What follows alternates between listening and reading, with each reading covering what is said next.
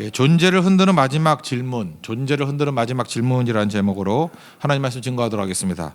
뭐 사람마다 평가가 다 틀리겠지만 최근에 나온 10년 동안의 인문학 서적 가운데 최고가 뭐냐라고 할 때 상당히 많은 사람들이 동의하는 것 중에 하나가 데이비드 브룩스가 쓴 책이죠. 소셜 애니멀, 사회적 동물이라는 책인데 내용이 되게 좋습니다. 두께는 꽤 되는데 거기 보면 주인공 해럴드라는 사람이 나오는데 해럴드가 마지막 죽으면서 하는 얘기가 눈물 흘리게 만듭니다. 뭐 슬퍼서라기보다도 어떤 생애 끝에 스스로에게 묻는 질문이에요. 근데 이게 전율케 만들고 야 나도 이거에 대해서 그렇다라고 대답하고 살아야 되겠다라고 하는 그런 마지막에 감동이 있는 책이기도 합니다. 다 살피기 힘드니까 세 번째, 네 번째 질문에 대한 답이 저는 그 가나의 혼인잔치 이 내용에 나와 있다고 생각을 합니다. 그래서 세 번째, 네 번째 질문 한번 살펴보도록 하겠습니다. 그 첫째는 뭐냐면은 나는 사랑했는가? 이게 죽을 때 그 물어보라는 거예요. 나는 사랑했는가? 특별히 가족이죠. 사랑하고 살았는가? 모리와 함께 화요일이라는 옛날 책이 있었죠. 그 모리 교수 이렇게 죽어가면서 마지막 유언으로 남긴 얘기가 뭐냐면 사랑하지 않으면 멸망하리. 그게 참 마음에 안 남는 것 같아요. 사랑 없으면 아무것도 없다라는 얘기죠. 사랑이라는 게 뭡니까? 제가 우리 딸을 뭐 결혼시킨다 그러면 사랑하는 남자, 그죠? 그런 남자였으면 좋겠다. 뭐 그거 하나 들었죠. 사랑이라는 게 뭐라고 궁금해서 이거 포기하는 거예요. 자기가 귀하다고 여기는 것을 포기할 줄 아는 거. 또 다른 말로 하면 희생할 줄 아는 거. 그 나이 들어서 포기를 모르고 희생을 모르고 욕심만 있으면 노추라 그러죠. 참 보기 싫어요. 그죠? 이렇게 막 여러분 나이가 들면 들수록이요. 이제 금년도 1년 한 달밖에 안 남았는데 나이 하나 더 먹잖아요. 그때마다 이렇게 포기하고 희생하는 게 더 있으면 아름다워지지만 잠깐 이렇게 움켜쥐려고 그러고 욕심 부리고 우리 가족 내 거 잠깐만 이러면요 사람이 추해지게 된다는 것입니다. 그러니까 사랑하면 살다는 게 뭐예요? 하나님께서 우리 사랑하면 살도록 만들어 놨잖아요. 천국이 가까워지면 욕심 부릴 필요 없잖아요. 내려놓을 수 있고 포기할 수 있고 희생할 수 있고 기다릴 수 있고 그게 사랑하며 사는 것이다 이렇게 말할 수 있다라는 것입니다. 그러니까 사랑은 관심이고 헌신이고 희생이고 포기고 그게 사랑이라는 것입니다. 우리 예배 드릴 때도 사랑으로 예배를 드린다 이게 뭐예요? 희생하면서 예배 드린다. 성교도 뭐 온통 희생 아닙니까? 시간과 물질, 뭐 체력. 그러니까 사랑으로 성교하는 거고 사랑으로 봉사하는 거고. 그러니까 희생하고 포기하는 게 있는 거예요. 우리 교회 지금 우리 교회는 건축을 하는데 뭐 딴 데 여러 군데 지금 세 군데서 동시에 건축을 해주고 있죠. 그런 게 뭐예요? 이게 포기하고 희생하면서 그게 사랑이죠. 사랑하고 있는 거예요. 그때에 거기에 대해서 예스 할 때 이게 제대로 사는 인생이 될 수 있다는 것입니다. 예수님께서는 기적을 가정부터 이끄셨습니다. 우리가 가정을 사랑하느냐, 가정을 위해서 이렇게 회복의 능력이 있느냐, 가정을 위해서 기도도 해야 될 것이고 가정을 세우기 위해서 서야 된다고 생각을 합니다. 여기 가나 그랬는데 이 가나의 내용들을 쭉 보면요, 이번 인도 선교를 가신 분들은 되게 유리한 게 있어요. 팔레스타인 지방하고 너무 유사한 지방이에요. 팔레스타인도 땅은 좋은데요, 이게 먼지가 많아요. 이번에도 가가지고 그 먼지 때문에 굉장히 고생을 많이 했죠. 메마른 땅인데 뭐 차 한번 지나가면 먼지가 얼마나 심한지. 그래서 지프를 탈 때도 맨 앞에 타려고 서로 노력을 하죠. 맨 앞에가 먼지가 덜하니까 뒤부터는 다 뒤집어 써야 돼요. 그리고 이렇게 숙소에 돌아오면 이렇게 털면요 모래가 하나 가득 있고, 그리고 웬만큼 안 씻고 잘 수가 없는 모습이죠. 그 먼지 많은 곳. 팔레스타인이 꼭 그랬다는 것입니다. 그래서 여기는 정결 예식이라고 해서 오면은 반드시 발 씻게 돼 있어요. 샌들 신고 다녔잖아요. 우리 낙사성 같은 데서 돌아와가지고 만약에 샌들 신고 다녔다 그러면 발 안 씻고 잘 사람이 누가 있겠습니까? 들어오면 먼지 때문에 발부터 씻어야죠. 그런 상황이었다는 것입니다. 그때 거기서 이제 결혼식이 벌어진 거죠. 유태인들에게 있어서 결혼식의 핵심은 포도주거든요. 이건 기쁨, 만족 이런 거라고요. 이거 없으면은 망신입니다. 이건 뭐 보통 망신이 아니라 이게 이럴 수가 있나 하는 뭐 그 정도의 망신이에요. 그죠? 뭐 어느 정도 망신이라 그래야 되나? 목사가 이렇게 설교하러 나왔는데 잘못 실수를 해가지고 예를 들어서 뭐 정식적으로 뭐 주일 예배를 드려야 된다 그러는데 뭐 양복을 뭐 두고 나왔다거나 뭐 이러고 청바지 입고 나와서 설교를 한다 그러면 그것도 참 난처하겠죠, 그죠? 뭐 그런 거. 그다음에 뭐 맞선을 보러 갔는데 정장 입고 나가자 그 추리닝 차림을 나가고 그럴 때 그 황당함 뭐 그런 걸 거라고요. 대단한 황당함이 있을 때 예수님께서 도와주셔서 포도주의 문제를 해결해 주시지 않았습니까? 이게 예수님께서 가정을 위해서 하셨던 기쁨의 내용이라는 것입니다. 여기 지금 오해가 될까 봐 그러는데 예수님이 어머니가 포도주가 없다 그러니까 여자여 나와 무슨 상관입니까? 내 때가 아직 이르지 않았습니다. 여기서 여자여 그럴 때 이게 그 구나이라는 헬라 단어인데 이건 그냥 어머님 이렇게 번역하면 제일 좋아요. 원래 레이디쯤에 해당되는 거 극존칭이에요. 그래서 이게 막 함부로 무례하게 하는 얘기가 아니고요. 이게 또 한 번 나오죠. 예수님 십자가 달리실 때 요한복음 19장에서 요한한테 어머니 부탁한다 그러면서 여자여 보소서 아들인입니다. 그럴 때 그 여자여 그래서 저는 여자여라고 밑에 난해주로 넣고 그냥 번역할 때는 어머님 이렇게 번역하는 게 제일 좋은 것 같아요. 그죠? 어머님 보소서 아들입니다. 이제 아마 돌봐줄 겁니다. 이게 맞지요. 어머님 지금 내가 그거 하면 안 됩니다. 아직 때가 이르지 않았습니다. 뭐 이런 식의 정도의 표현이라는 거예요. 그때 예수님께서 어머니한테 말씀을 그렇게 하셨지만 그 기쁨과 만족의 상징인 포도주를 넘치도록 채워 주셨다는 것입니다. 흥 깨지게 원하지 않는다는 거예요. 마찬가지로 예수님께서도 우리 가정에 오셔서 사라진 기쁨을 회복시키기를 원하신다는 것입니다. 지금도 눌려 있을 때가 얼마나 많이 있습니까? 그때 기쁨 주시길 원한다는 거예요. 그래서 예수님 외에는 가정에 참된 기쁨이 없습니다. 여러분 그냥 가정이라고 해서 다 기쁜 게 아니에요. 예수님께서 복 주셔야 기쁨이 있는 거예요. 회복이 되는 거예요. 가정마다 문제들이 다 있지요. 그거 우리가 못 풉니다. 예수님이 오실 때 그 풀어주시는 거예요. 그래서 가정을 제일 사랑하는 방법이 뭐냐? 예수님을 우리의 가정의 가장으로 모시는 거예요. 그러면 다 눈물같이 보였던 것들이 있죠. 아 이거 어떡하나 난감했던 거 있잖아요. 우리 가정 가운데 자녀 때문에 막 난감했던 일, 막 창피했던 일, 막 황당했던 일. 그때 예수님을 가정에 모시면요, 그것이 자랑스러움이 되고, 그게 기쁨이 되고, 그게 또 능력이 되고 그런다는 것입니다. 이거 말고도 예수님께서 가정을 회복시킨 게 얼마나 많이냐. 나인성 과부 기억나십니까? 과부 그때 예수님 당시에는 뭐 여자가 권리가 없잖아요. 그래서 아들 하나 소망이 있거든요. 아들 나인성 과부의 아들. 거기에 모든 인생을 걸었는데 아들이 죽었어요. 그러니 뭐 이 여자는 그냥 죽은 정도의 문제가 아니고 이건 슬픔 플러스 막막함이에요. 그럴 때 나인성 과부에게 누가복음 7장 14절에 가셔서 일어나라. 그리고 죽었던 자가 일어나 말도 하거늘 예수님께서 그 어머니에게 주니라. 우리 죽었던 아들이 돌아왔을 때 기쁨 뭐 그런 거 아니겠습니까? 되게 좋은 것 같은데. 우리 지난번에도 우리 인도 선교 갔다 와서 어떤 형제가 간증을 했더니 그 부모님들이 너무너무 좋아서 눈물이 글썽글썽 하더라고. 그죠? 그 감격의 감격. 그 얼마나 좋은지. 자기 아들이 이렇게 간증까지 할 정도인지 몰랐다라는 거예요. 이렇게 굉장히 만족해하면서 하나님이 주신 축복이라고. 죽었던 아들 돌아온 거고 죽었던 딸 돌아오고 그런 거 아닙니까? 야이로의 딸도 마찬가지죠. 회당장입니다. 높은 지위에 있지만 딸이 병들었고 나중에 죽었죠. 그때 예수님께서 하셨던 일이 뭐예요? 두려워하지 말고 믿기만 해라. 이제 누가복음 8장 보면 두려워하지 말고 믿기만 해라. 두려워하지 않고 믿었더니 하나님께서 이 가정의 모든 것들을 회복시켜 주지 않았습니까? 여러분 가정 사랑하십니까? 진짜 사랑한다 그러면은 뛰어다니면서 돈 벌어 오는 거 아니에요. 돈 벌어봐야 뭐 외적인 거밖에 변화 안 되죠. 되게 어리석은 거예요. 아, 돈으로 행복할 것 같으면 재벌들 벌써 옛날에 행복했지.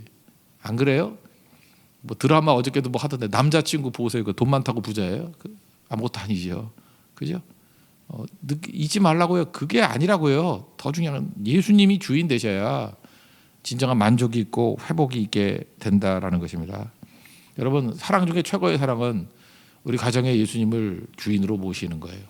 그때 모든 필요한 것들이 회복될 수 있다는 것입니다. 이번 특별 새벽 기도회에도 온 가족들이 다 나와서 예배하고 기도할 수 있는 기회를 삼으십시오. 그럼 회복됩니다. 우리 가족뿐만 아니라 우리 주변에 있는 친구들 다 모이면요, 우리 관계들이 다 회복이 된다는 거예요. 사랑하십니까? 예수님을 소개하십시오. 사랑하십니까? 예수님을 중심에 두십시오. 예수님이 사랑이시기 때문에 그렇습니다. 예수님 빠진 사랑은 다 허망한 것이고 다 가짜라는 거예요. 우리가 묻습니다. 사랑 한번 살았습니까? 그때 예라고 말하는 것은 예수님 붙들고 산 인생만이 예라고 얘기할 수 있다는 거예요. 왜냐하면 예수님은 사랑이시기 때문에. 예수님 없는 사랑은 다 가짜라는 거 잊지 말고 예수님 붙들고 진정한 사랑을 이루는 믿음의 종 되기를 바랍니다. 또 한 가지는 질문이 이거예요. 이제 세상을 초월했는가? 이게 이제 질문이에요. 헤럴드한테 주는 질문이에요. 세상을 초월했는가? 그러니까 세상에 묶여 살지 않았는가? 그러니까 세상을 초월하기 위해서 필요한 게 뭐죠? 이것도 생명이죠. 예수님이죠. 그러니까 결국 우리의 모든 질문에 대한 답은 예수님이 the answer, 그 대답이에요. 대답. 세상에 묶여서 끌려가는 인생들입니다. 왜 생명 없으면 그렇다는 거예요. 그 널판지하고 미꾸라지가 있어요. 강이 흘러가는데 널판지는 물 흘러가는 대로 흘러가죠. 반면에 커다란 널판지는 크기는 크지만 이게 흘러가요. 자그마한 미꾸라지지만 그죠? 이름에는 라지라고 써 있지만 그게 큰 게 아니에요. 미꾸라지 그죠? 작은 거예요. 강을 거슬러 올라가요. 차이점은 뭐죠? 크기가 아니고 생명이라고요. 우리는 크기하고 생명하고 맞바꿔 버렸어요. 작아도요 생명이 있으면 거슬러 올라갈 수 있다라는 것입니다. 그러니까 생명 되신 분이 예수님이잖아요. 우리 영생 주시는 분 아니에요. 예수님이 오시면은 세상을 초월할 수 있다는 것입니다. 빌립보서 4장 13절 보니까 내게 능력 주시는 자 안에서 내가 모든 것을 할 수 있느니라. 그러니까 예수님과 묶이면 뭐든지 감당해낼 수 있다는 거죠. 우리 지난 주간에 그 로마서 6장 살폈잖아요. 예수님과 묶여야 된다고. 예수님과 묶이면은 그 같이 장사 지내야 받아 죽어야죠. 그러니까 언제 예수님과 묶일 수 있어요? 죽을 때. 예수님과 함께 십자가 못 박혀 죽을 때 묶이는 거예요. 일단 묶였어요. 묶이면 예수님 가는 대로 다 가잖아요. 예수님이 부활할 때 같이 부활하고, 예수님이 승리할 때 같이 승리하고, 예수님이 영광 받을 때 같이 영광 받고. 그러니까 우리가 할 일은 뭐예요? 신앙생활은 간단해요. 예수님과 묶이는 거 해야 된다고요. 예수님과 함께 죽는 거예요. 로마서 6장 8절을 한번 인용해 드리면, 만일 우리가 그리스도와 함께 죽었으면 묶인 거죠. 또한 그와 함께 살 줄을 믿노니. 그다음부터 자동으로 이루어진다는 거예요. 주님과 함께 죽으면 묶였기 때문에 다 같이 살아나게 된다는 것입니다.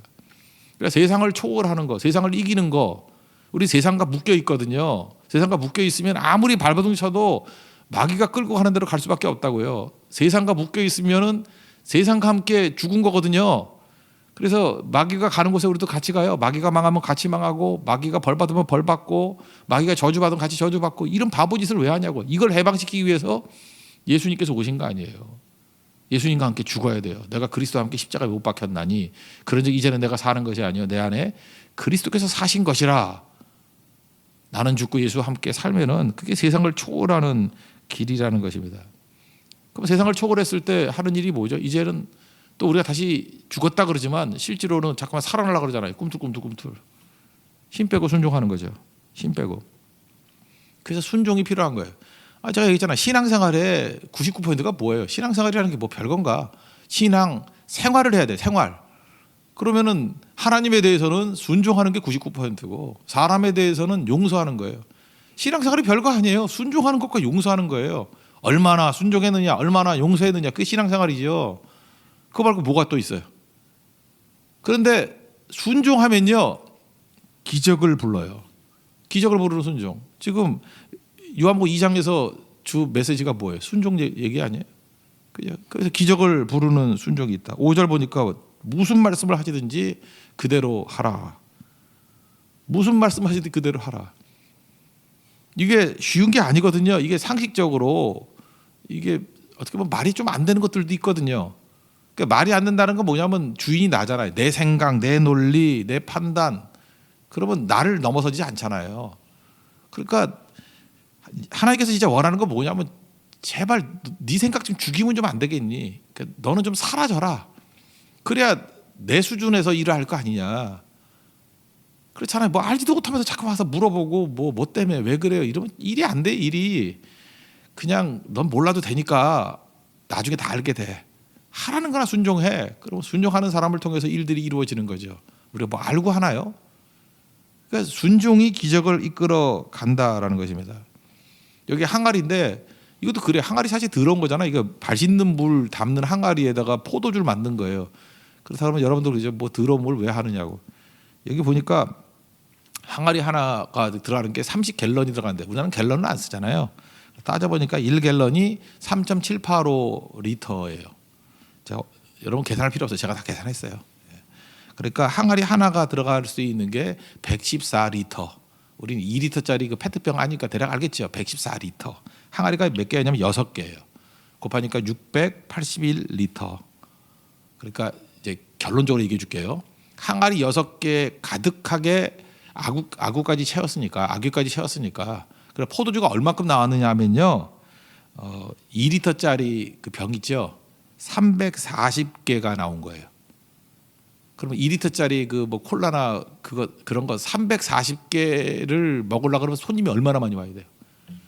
다 못 먹을 정도로 넘치게 주셨다는 거예요. 그게 넘치게 기적이 나타났죠. 물이 변해서 포도주가 돼요. 이건 또 무슨 얘기죠? 어제 저녁에도 얘기했잖아요. 제가 말씀드렸듯이 아니 태양아 멈춰라 그러는데 그런 기도를 할 수 있는 정도의 여호수아라 그러면 뭘 못 구하겠어요? 뭐든 구하라. 얼마든지 구하라 그런 뜻이죠.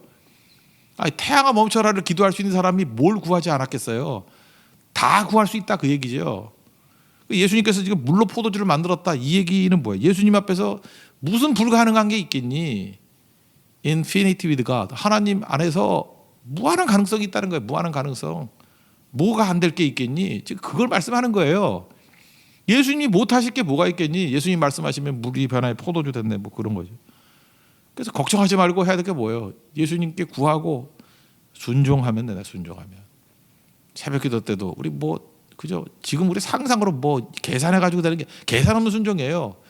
그리고 뭐 미어 터지게 올 거고 고성성교 갈 인원이 없다. 뭐 대만하고 너무 많습니다. 겨울에 무슨 휴가가 납니까? 아니 그런 식의 논리를 따진다 그러면 3, 4, 5월 때는 휴가 있어서 갔어요 선교. 근데도 뭐 50명, 60명씩 뭐 차고 넘치게 뭐 하나님께서 모아주시고 다 사명 감당하고 했잖아요.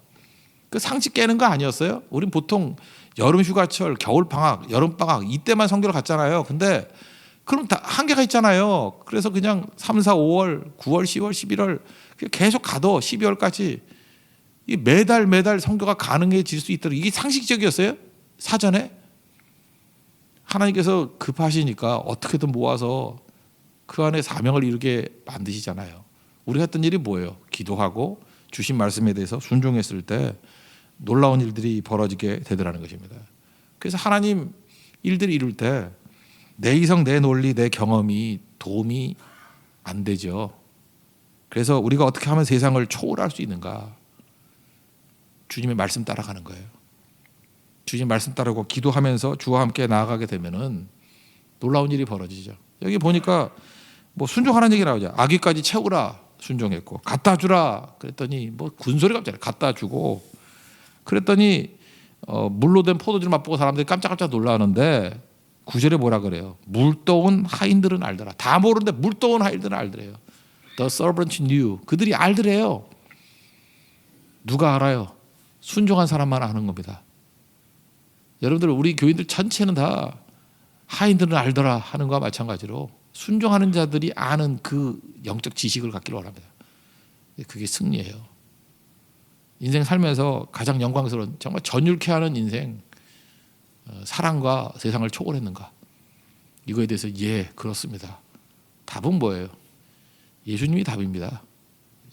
예수님을 모실 때 진정한 회복이 일어나는 사랑의 절정은 예수님 사랑이니까 예수님 모셔야 사랑이 이루어지고 예수님 모셔야 세상을 초월하는 일들이 벌어지게 되는 거예요. 그러니까 불가능한 걸 이기는 거죠. 인피니티 무한대의 가능성은 예수님 안에 있다는 거예요. 인피니티 with Jesus. 예수님과 함께 무한한 가능성을 누릴 수 있는 우리 하나님의 거룩한 백성 되기를 바랍니다. 이번 특별 새벽 기도회가 하나님 안에서 이러한 기적과 은혜 또 가정의 회복 우리의 가능성이 터져 나오는 그런 출발이 되는 축복된 시간이 되기를 기원합니다. 우리 자리에서 일어나겠습니다. 다시 한번 찬양하죠. 382장 찬송하겠습니다.